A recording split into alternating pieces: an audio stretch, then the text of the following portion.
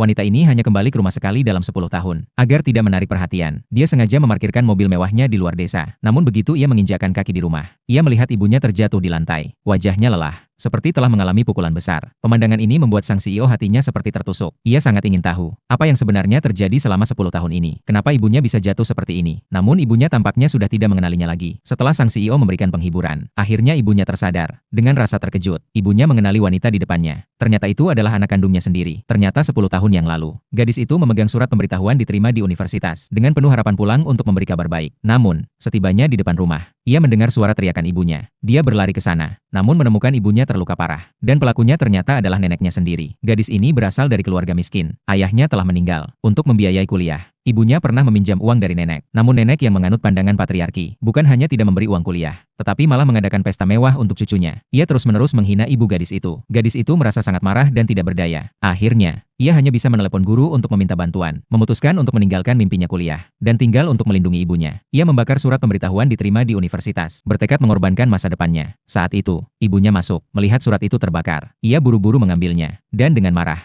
ia memberikan tamparan keras pada gadis itu. Ibunya memerintahkannya untuk berlutut di depan makam ayahnya, bersumpah untuk tidak lagi meninggalkan pendidikan. Namun gadis itu tidak bisa menahan emosinya, langsung berlutut dan menangis. Bagi ibunya, semua penderitaan bisa ia tanggung. Satu-satunya harapan adalah anaknya bisa keluar dari pegunungan, memiliki masa depan yang cerah. Namun, meskipun ibunya menjual darah untuk mengumpulkan uang kuliah, ia tetap berjuang agar dokter terus mengambil darahnya. Meskipun wajahnya pucat, untungnya, seorang dokter yang baik hati melihat kondisinya dan khawatir dengan kesehatannya. Ia mencabut jarum infus dan memberinya uang. Untuk mendapatkan uang, nenek bahkan membawa pria tua dari desa, berencana untuk menjual gadis itu kepadanya. Mendengar hal ini, ibunya bersama gadis itu melarikan diri pada malam hari. Tidak lama kemudian, nenek dan warga desa mengejar mereka, dan mengetahui bahwa gadis itu telah melarikan diri. Nenek sangat marah, memukuli ibunya dengan kekerasan, hingga darah mengalir dari mulutnya. Namun itu belum berakhir. Nenek, demi uang, menjual ibunya kepada pria tua itu. Meskipun harga yang diterima sangat murah, di bawah tekanan nenek, ibunya dipaksa menikah dengan pria tua itu. Pada malam pertama pernikahan, pria tua itu sangat ingin memiliki anak. Dihadapkan pada ancaman ini, ibu itu mengambil gunting dan mengancam pria itu agar tidak mendekat. Namun, seorang bodoh bagaimana bisa mengerti peringatannya? Pria tua itu terus mendekat. Akhirnya tangan pria itu terluka oleh gunting. Rasa sakit yang sangat parah membuatnya mundur dengan gila. Namun ia tidak sengaja membentur kepalanya, dan meninggal seketika. Ibunya yang menyaksikan kejadian itu langsung terkejut. Tidak bisa mempercayai bahwa dirinya telah membunuh seseorang. Peristiwa itu menghancurkan mentalnya, dan membuatnya mengalami gangguan jiwa. Sejak saat itu, ibunya mulai gila dan sering kehilangan kesadaran. 10 tahun pun berlalu. Gadis itu melewati banyak kesulitan. Akhirnya ia bangkit dan menjadi CEO perusahaan yang terdaftar di bursa saham.